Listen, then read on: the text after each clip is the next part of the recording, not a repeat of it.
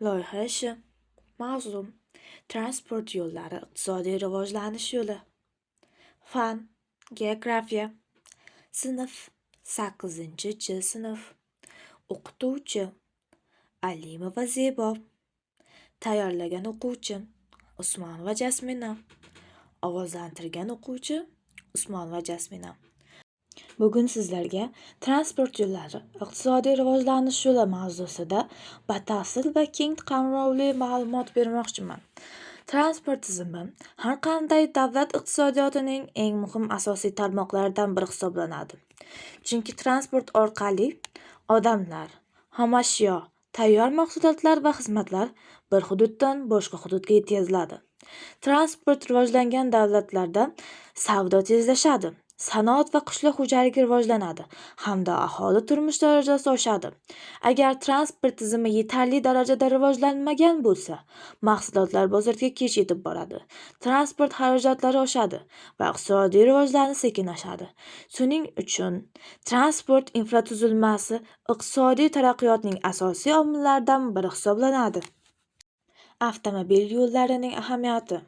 Avtomobil yo'llari transport tizimiga eng keng tarqalgan yo'llar hisoblanadi.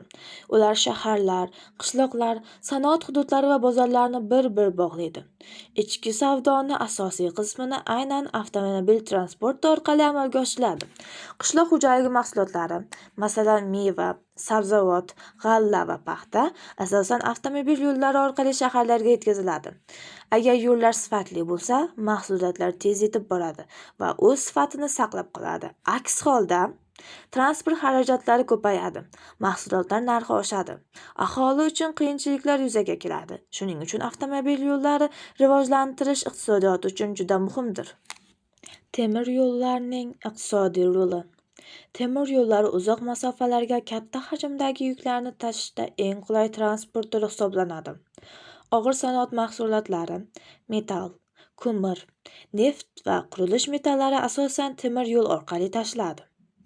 Temir yo'llarning afzalliklari: arzon tashish imkoniyati, katta hajmda yuklarni olib ketish, eksport va import rivojlanish. O'zbekiston misolida temir yo'llar viloyatlar orasida iqtisodiy aloqalarni mustahkamlab, tashqi savdoda muhim rol o'ynaydi. Havo transporti. Havo transporti eng tezkor transport turi hisoblanadi. U asosan yo'lovchilar, shuningdek qimmatbaho va tez buziladigan mahsulotlarni tashishda ishlatiladi. Havo transporti xalqaro savdoni rivojlantiradi, turizmni oshiradi, mamlakatning dunyo bilan aloqadorligini kuchaytiradi. Yirik aeroportlarga ega hududlar iqtisodiy jihatdan tezroq rivojlanadi. Suv transporti. Dengiz va daryo transporti eng arzon transport turlaridan biri hisoblanadi. U asosan katta hajmdagi yuklarni tashishda ishlatiladi.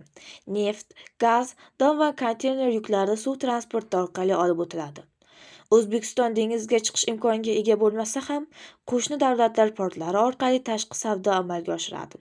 Bu transport yo'llarining mintaqaviy ahamiyatini ko'rsatadi. Transport va iqtisodiy rivojlanish. Transport rivojlanishi sari yangi ish o'rinlarini yaratiladi. Hududlar orasidagi farq kamayadi. Investorlar jalb qilinadi.